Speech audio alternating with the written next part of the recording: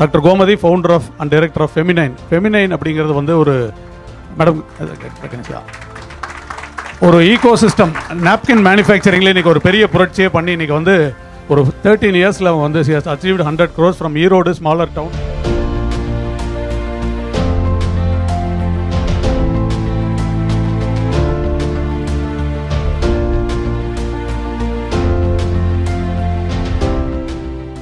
The CEO of Feminine Sanitary Napkins, she would now be saying a few words and address the gathering.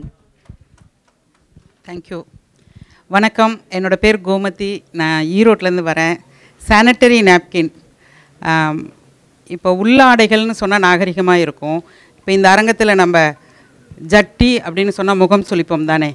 அப்போ மாதவிடாய் காலத்தில் இருக்கிற ஒரு பீரியட்ஸை ஒவ்வொரு குழந்தைங்களுக்கும் ஸ்கூல், காலேஜ், வீடுகள் 1 to 1 போய் ஒரு கூச்சமான ஒரு விஷயத்தை, தயங்கக்கூடிய ஒரு விஷயத்தை 16 வருடமாக ஒரே பொருளை பற்றி, அந்த உடலை பற்றி பேசிக்கொண்டு இருப்பதினால் இந்த அரங்கம் கிடைத்தது பிஎன்ஐ மூலமாக. பிஎன்ஐ அப்படிங்கிறது ஒரு பிஸ்னஸ் பிளாட்ஃபார்ம். இங்கே இருக்கிற அத்தனை பேருமே ஏதாவது ஒரு வகையில் ஜெயிக்கணும், என்னோடய தொழிலில் ஜெயிக்கணும். அதில் smart work, hard work, middle goal, long time goal எல்லாம் வச்சுருப்போம். நான் வந்து மகாபாரதம், திருமூலரை, ஔவையாரை படித்து கொண்டு இருக்கிறேன். 10ஆம் வகுப்பு தமிழ் மீடியம் அரசு பள்ளியில் படிக்கும் பொழுதே 15 வயதிலே எனக்கு திருமணம் ஆயிடுச்சு. ஒரு பெரிய கூட்டு குடும்பத்துக்குள்ளே தான் போகிறேன் நான் உள்ள. அந்த குடும்பத்துக்குள்ளார ஒரு சுடிதாரோ நைட்டியோ போட்டிருந்தாவே தப்பு. ரொம்ப மோசமானவங்க தான் நைட்டி போடணும், அப்படி ஒரு கலாச்சாரமான ஒரு குடும்பம். அந்த குடும்பத்துக்குள்ளார 15 பேர் இருக்கிற கூட்டு குடும்பம். நான் பீரியட்ஸ் ஆனால் 15 பேருக்கும் தெரியும். ஏன்னா என்னை ஓரமாக ஒரு மூலையில் உட்கார வச்சுருவாங்க. எனக்கு சாப்பாடு வரும், எனக்கு ட்ரெஸ்ஸு வந்துடும். நான் வீட்டுக்குள்ளார போய் ஒரு ஊறுகாய் எடுக்க முடியாது, சாப்பாடை எடுக்க முடியாது, தீட்டுன்னு ஒதுக்கி வச்சுருவாங்க.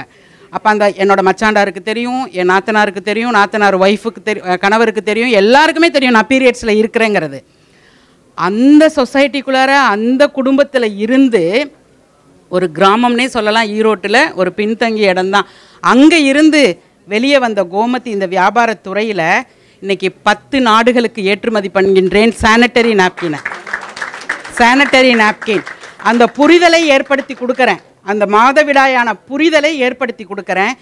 திருமூலரையும் ஔவையையும் படித்ததினால் 3 ஆண்டுகள் படித்தேன். தரமணியில் இங்கே இருக்கிற உலகத்தமிழ் ஆராய்ச்சி மையத்தில் தான் எனக்கு டாக்டர் பட்டம் கொடுத்தாங்க. அதில் அதை படித்ததை, உணர்ந்ததை, உள்வாங்கினதை இலவசமாக கடந்த 7 ஆண்டுகளாக சொல்லி கொடுத்துக்கிட்டு இருக்கேன். உடம்பு, உயிர், மனம், ஆன்மானா என்ன, இவை அனைத்தும் ஒரே நேர்கோட்டில் இருந்து வேலை செஞ்சால் எப்படி சக்ஸஸ் உங்களை தேடி வருங்கிறத மற்ற பெண்களுக்கும் ஆண்களுக்கும் சிறுவர்களுக்கும் சொல்லி கொடுக்குறேன்.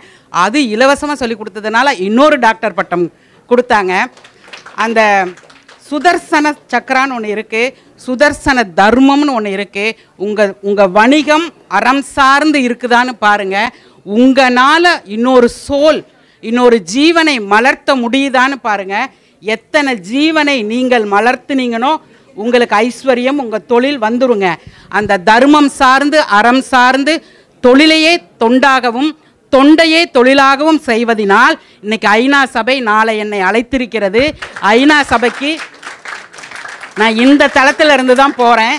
இந்த பிஎன்ஐயோட பிஸ்பயரில் இருந்து, ஆஸ்பயரில் இருந்து இந்த ஹயாத் ஹோட்டலில் உங்களுக்கு தெரியப்படுத்துகிறேன் நான் இந்த விஷயத்தை. ஸோ நாளைக்கு இந்த பாரதி கண்ட புதுமை பெண், என்னை நான் பாராட்டிக் கொள்வேன், என்னை நான் வாழ்த்திக் கொள்வேன். யார் வந்து என்னோடய ரசம் நல்லா இருக்குன்னு சொல்லணும், யார் வந்து என் கோலம் நல்லா இருக்குதுன்னு சொல்லணும், யார் வந்து என் ட்ரெஸ் நல்லா இருக்குதுன்னு சொல்லணும். நானே என்னை ரசிப்பேன், என்னை நானே ரசிப்பேன், என்னை நானே பாராட்டிக் கொள்ளுவேன்.